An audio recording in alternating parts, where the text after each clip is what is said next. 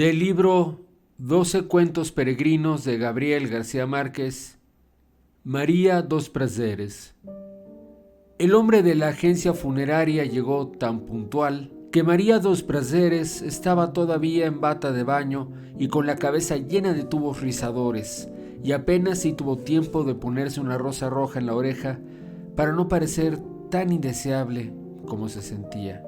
Se lamentó aún más de su estado cuando abrió la puerta y vio que no era un notario lúgubre, como ella suponía que debían ser los comerciantes de la muerte, sino un joven tímido con una chaqueta a cuadros y una corbata con pájaros de colores. No llevaba abrigo a pesar de la primavera incierta de Barcelona, cuya llovizna de vientos sesgados la hacía casi siempre menos tolerable que el invierno. María dos Prazeres, que había recibido a tantos hombres a cualquier hora, se sintió avergonzada como muy pocas veces. Acababa de cumplir 76 años y estaba convencida de que se iba a morir antes de Navidad, y aún así estuvo a punto de cerrar la puerta y pedirle al vendedor de entierros que esperara un instante mientras se vestía para recibirlo de acuerdo con sus méritos. Pero luego pensó que se iba a helar en el rellano oscuro y lo hizo pasar adelante. «Perdóneme esta facha de murciélago», dijo, «pero llevo más de 50 años en Cataluña y es la primera vez que alguien llega a la hora anunciada».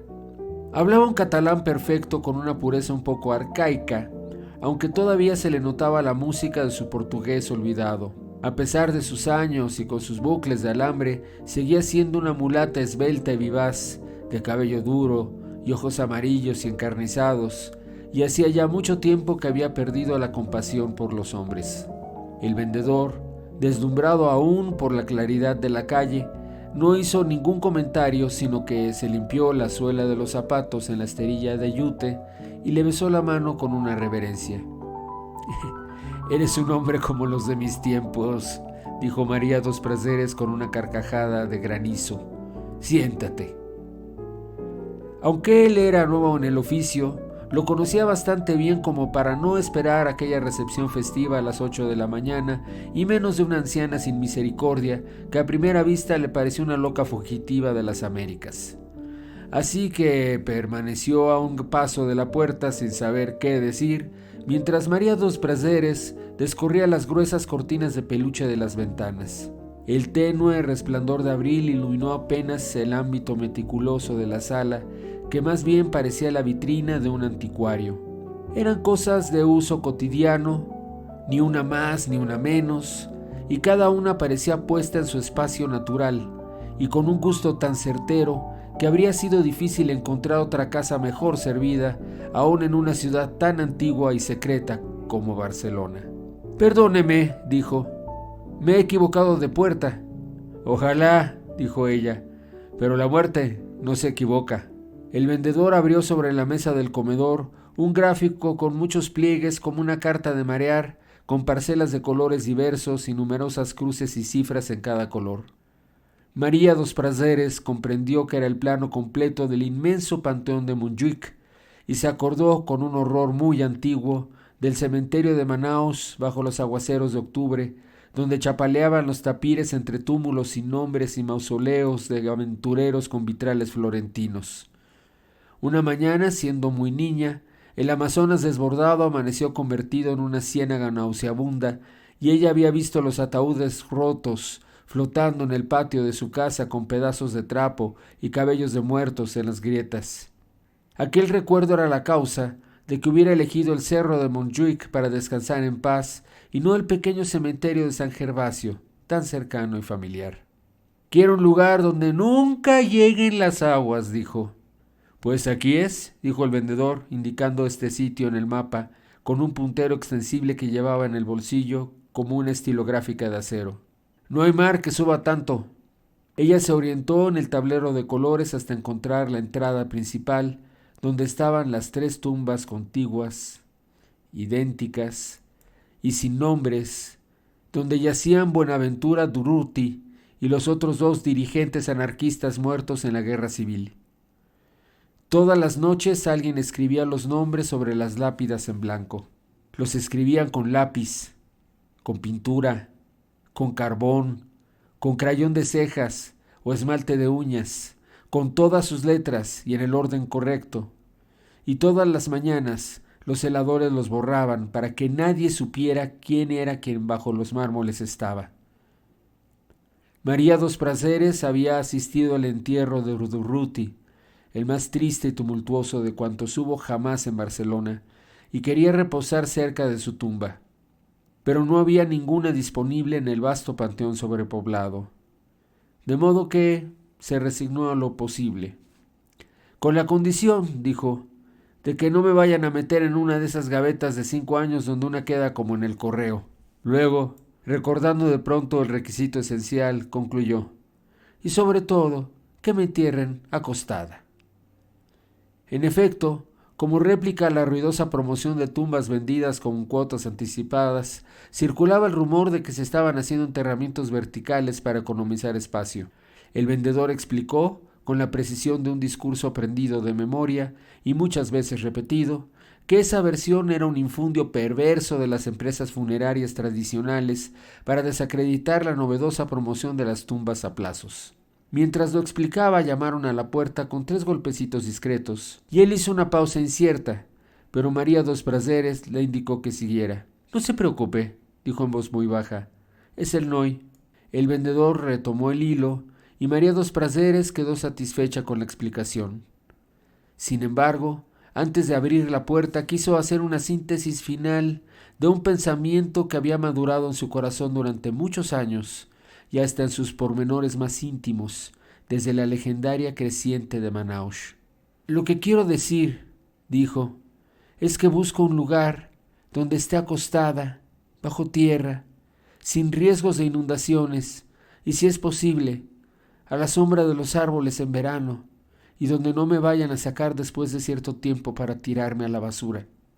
Abrió la puerta de la calle, y entró un perrito de aguas empapado por la llovizna, y con un talante de perdulario que no tenía nada que ver con el resto de la casa. Regresaba del paseo matinal por el vecindario y al entrar padeció un arrebato de alborozo. Saltó sobre la mesa ladrando sin sentido y estuvo a punto de estropear el plano del cementerio con las patas sucias de barro. Una sola mirada de la dueña bastó para moderar sus ímpetus. «Noi», le dijo sin gritar, «vaya d'ací». El animal se encogió, la miró asustado y un par de lágrimas nítidas resbalaron por su hocico. Entonces María dos Prazeres volvió a ocuparse del vendedor y lo encontró perplejo. «¡Colons!», exclamó él. «¡Ha llorado! Es que está alborotado por encontrar a alguien aquí a esta hora», lo disculpó María dos Prazeres con voz baja. «En general entra por la casa con más cuidado que los hombres, salvo tú, como ya he visto». «¡Pero ha llorado, coño!», repitió el vendedor, y enseguida cayó en la cuenta de su incorrección y se excusó ruborizado. «Usted perdone, pero esto no se ha visto ni en el cine». «Todos los perros pueden hacerlo si los enseñan», dijo ella. «Lo que pasa es que los dueños se pasan la vida educándolos con hábitos que los hacen sufrir, como comer en platos o hacer sus porquerías a sus horas y en el mismo sitio. Y en cambio, no les enseñan las cosas naturales que les gustan, como reír y llorar». ¿Por dónde íbamos? Faltaba muy poco. María dos Prazeres tuvo que resignarse también a los veranos sin árboles, porque los únicos que había en el cementerio tenían las sombras reservadas para los jerarcas del régimen. En cambio, las condiciones y las fórmulas del contrato eran superfluas, porque ella quería beneficiarse del descuento por el pago anticipado y en efectivo.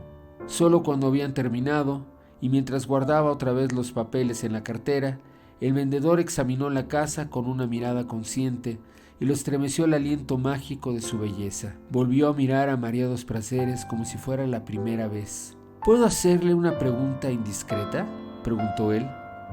Ella lo dirigió hacia la puerta. «Por supuesto», le dijo, «siempre que no sea la edad». «Tengo la manía de adivinar el oficio de la gente por las cosas que hay en su casa y la verdad es que aquí no acierto», dijo él. «¿Qué hace usted?». María dos Prazeres le contestó muerta de risa. «Soy prostituta, hijo. ¿O es que ya no se me nota?». El vendedor enrojeció. «Lo siento. Más debía sentirlo yo». dijo ella, tomándolo del brazo para impedir que se descalabrara contra la puerta. Y ten cuidado, no te rompas la crisma antes de dejarme bien enterrada.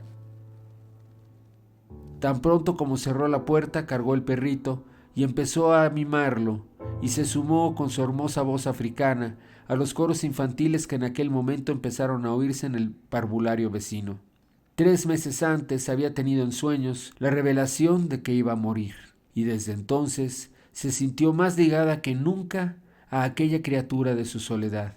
Había previsto con tanto cuidado la repartición póstuma de sus cosas y el destino de su cuerpo, que en ese instante hubiera podido morirse sin estorbar a nadie. Se había retirado por voluntad propia con una fortuna atesorada piedra sobre piedra, pero sin sacrificios demasiado amargos, y había escogido como refugio final el muy antiguo y noble pueblo de Gracia, ya digerido por la expansión de la ciudad. Había comprado el entresuelo en ruinas, siempre oloroso a arenques ahumados, cuyas paredes carcomidas por el salitre conservaban todavía los impactos de algún combate sin gloria. No había portero, y en las escaleras húmedas y tenebrosas faltaban algunos peldaños, aunque todos los pisos estaban ocupados.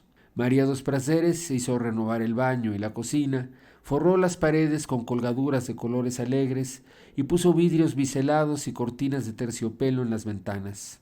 El único vínculo que le quedó con el pasado fue su amistad con el conde de Cardona, que siguió visitándola el último viernes de cada mes para cenar con ella y hacer un lánguido amor de sobremesa. Pero aún aquella amistad de la juventud se mantuvo en reserva, pues el conde dejaba el automóvil con sus insignias heráldicas a una distancia más que prudente, y se llegaba hasta su entresuelo caminando por la sombra, tanto por proteger la honra de ella como la suya propia. María dos Prazeres no conocía a nadie en el edificio, salvo en la puerta de enfrente, donde vivía desde hace poco una pareja muy joven, con una niña de 9 años. Le parecía increíble, pero era cierto, que nunca se hubiera cruzado con nadie más en las escaleras.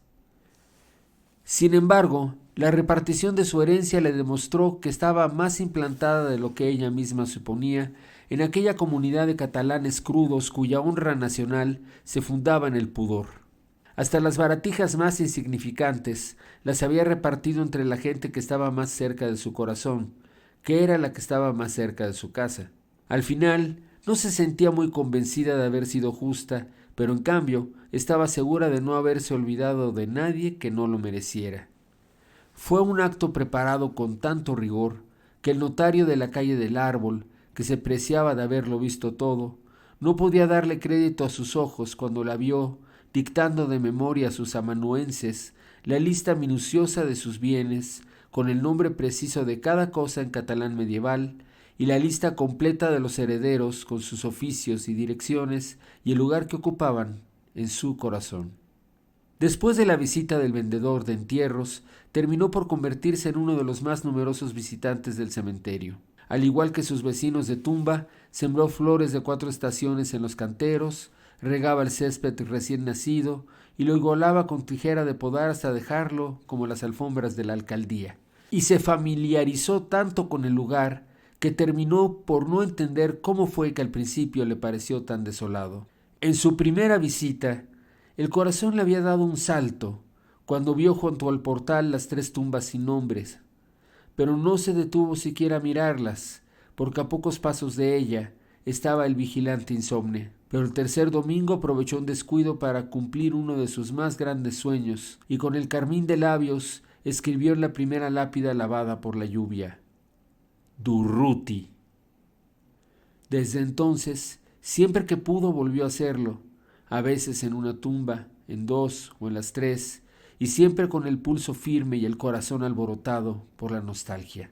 Un domingo de fines de septiembre presenció el primer entierro en la colina. 3 semanas después, una tarde de vientos helados, enterraron a una joven recién casada en la tumba vecina de la suya. A fin de año, 7 parcelas estaban ocupadas, pero el invierno efímero pasó sin alterarla. No sentía malestar alguno, y a medida que aumentaba el calor y entraba el ruido torrencial de la vida por las ventanas abiertas, se encontraba con más ánimos para sobrevivir a los enigmas de sus sueños. El conde de Cardona, que pasaba en la montaña los meses de más calor, la encontró a su regreso más atractiva aún que en su sorprendente juventud de los 50 años. Al cabo de muchas tentativas frustradas, María dos Prazeres consiguió que Noy distinguiera su tumba en la extensa colina de tumbas iguales. Luego, se empeñó en enseñarle a llorar sobre la sepultura vacía para que siguiera haciéndolo por costumbre después de su muerte. Lo llevó varias veces a pie desde su casa hasta el cementerio, indicándole puntos de referencia para que memorizara la ruta del autobús de las Ramblas, hasta que lo sintió bastante seguro como para mandarlo solo. El domingo del ensayo final, a las 3 de la tarde, le quitó el chaleco de primavera, en parte porque el verano era inminente y en parte para que llamara menos la atención, y lo dejó a su albedrío.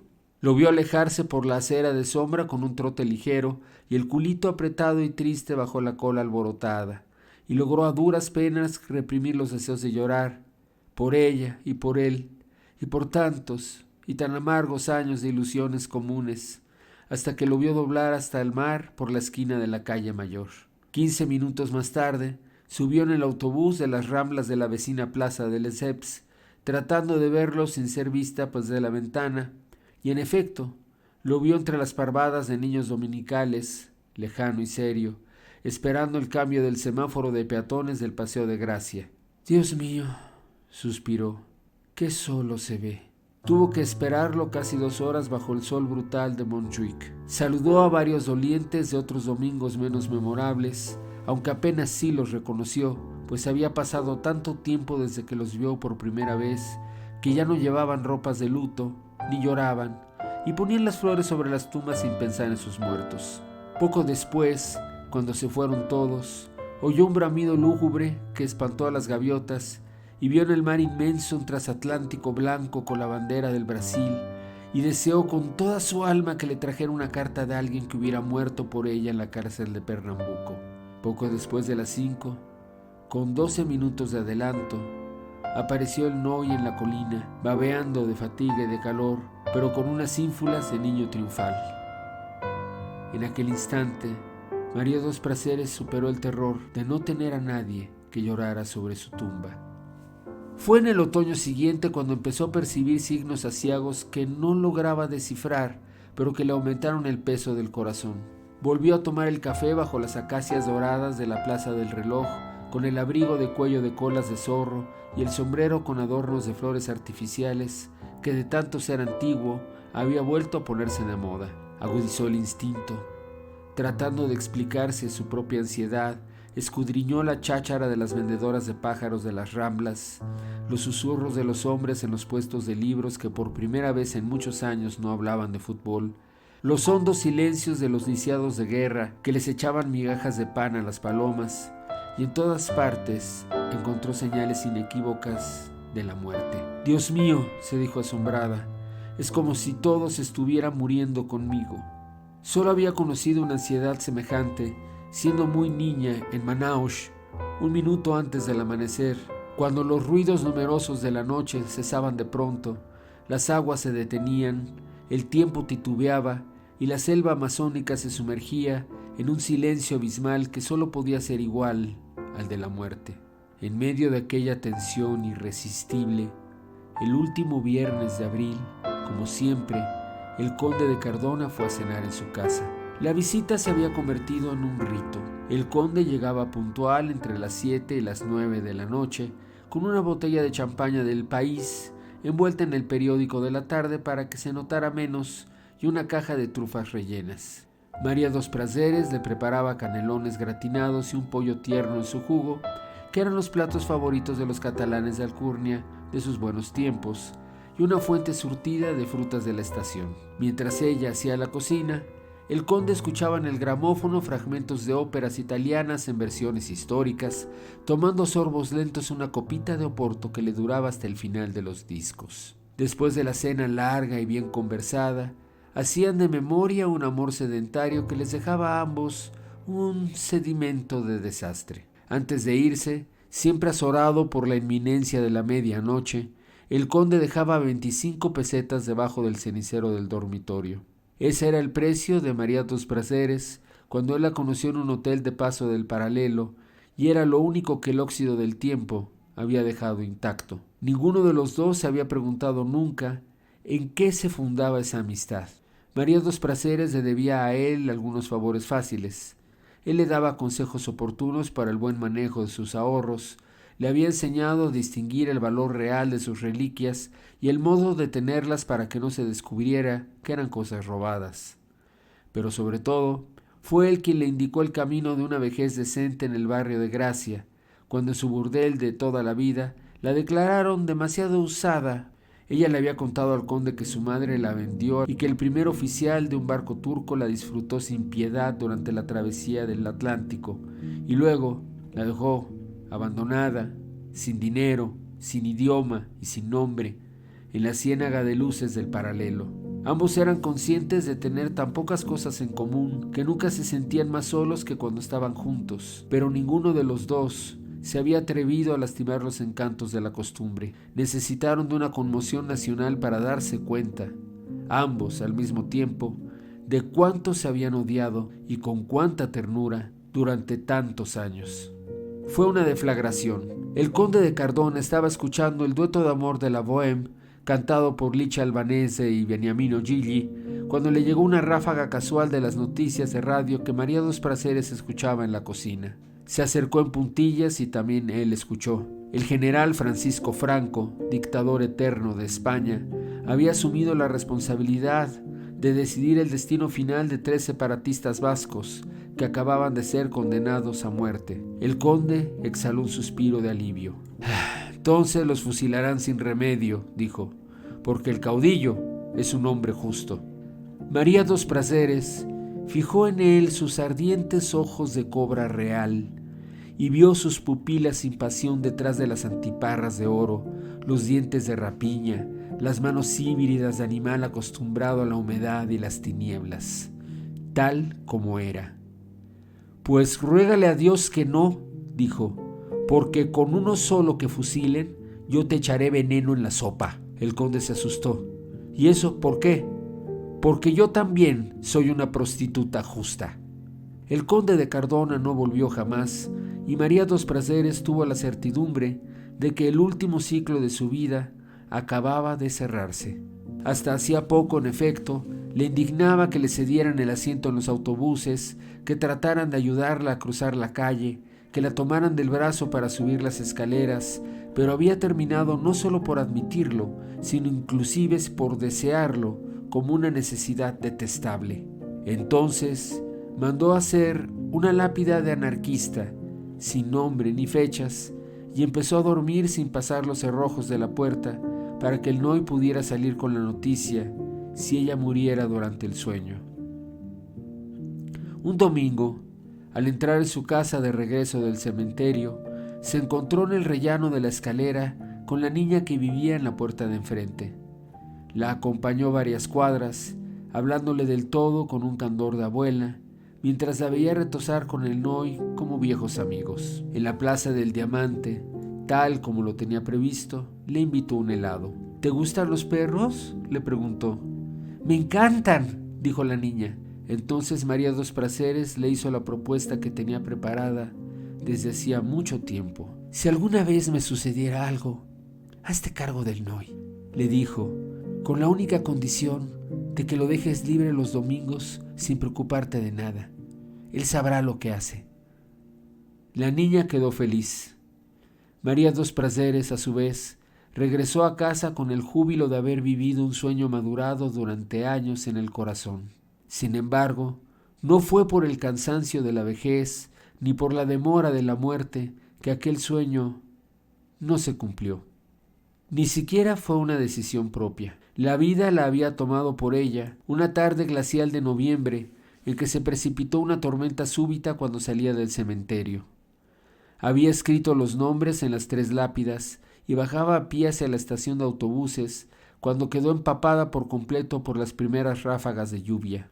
Apenas si tuvo tiempo de guarecerse en los portales de un barrio desierto que parecía de otra ciudad. Mientras trataba de calentar con su cuerpo el perrito ensopado, María dos Prazeres veía pasar los autobuses repletos, Veía pasar los taxis vacíos con la bandera apagada, pero nadie prestaba atención a sus señas de náufrago.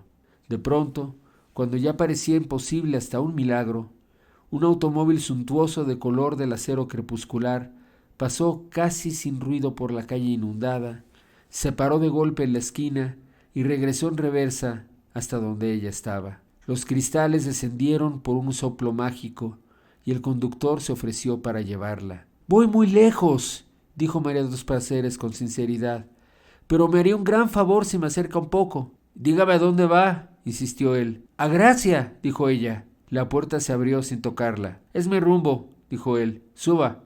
En el interior oloroso a medicina refrigerada, la lluvia se convirtió en un percance irreal. La ciudad cambió de color y ella se sintió en un mundo ajeno y feliz donde todo estaba resuelto de antemano. El conductor se abría paso a través del desorden del tránsito con una fluidez que tenía algo de magia. María dos Prazeres estaba intimidada, no solo por su propia miseria, sino también por la del perrito de lástima que dormía en su regazo. «Esto es un transatlántico», dijo, porque sintió que tenía que decir algo digno. «Nunca había visto nada igual, ni siquiera en sueños». «En realidad lo único malo que tiene es que no es mío», dijo él en un catalán difícil, y después de una pausa agregó en castellano. «El sueldo de toda la vida no me alcanzaría para comprarlo».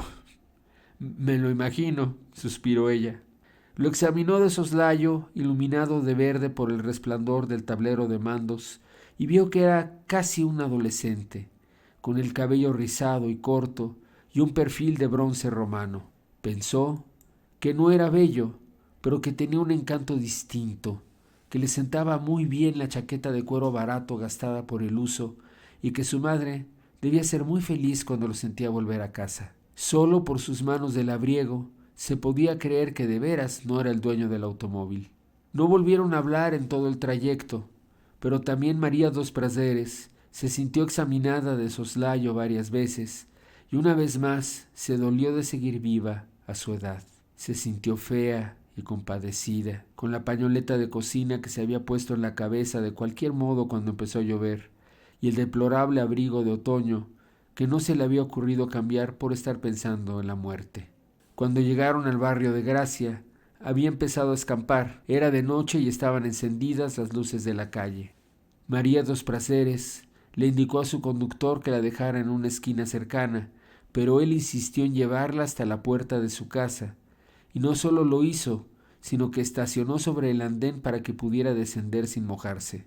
Ella soltó el perrito, trató de salir del automóvil con tanta dignidad como el cuerpo se lo permitiera, y cuando se volvió para dar las gracias, se encontró con una mirada de hombre que la dejó sin aliento. La sostuvo por un instante, sin entender muy bien quién esperaba qué ni de quién, y entonces él le preguntó con una voz resuelta: «¿Subo?». María dos Prazeres se sintió humillada. «Le agradezco mucho el favor de traerme», dijo, «pero no le permito que se burle de mí». «No tengo ningún motivo para burlarme de nadie», dijo él en castellano con una seriedad terminante, «y mucho menos de una mujer como usted».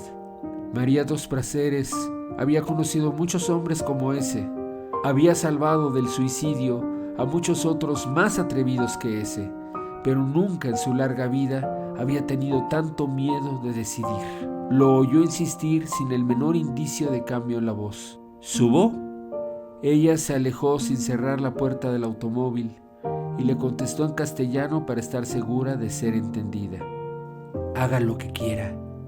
Entró en el zaguán apenas iluminado por el resplandor oblicuo de la calle y empezó a subir el primer tramo de la escalera con las rodillas trémulas, sofocada por un pavor que solo hubiera creído posible en el momento de morir. Cuando se detuvo frente a la puerta del entresuelo, temblando de ansiedad por no encontrar las llaves en el bolsillo, oyó los dos portazos sucesivos del automóvil en la calle.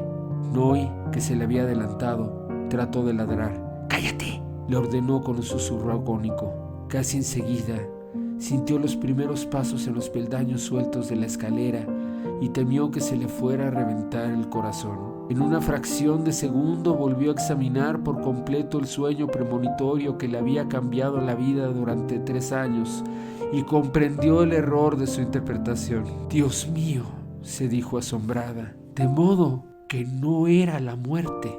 Encontró por fin la cerradura, oyendo los pasos contados en la oscuridad, oyendo la respiración creciente de alguien que se acercaba tan asustado como ella en la oscuridad.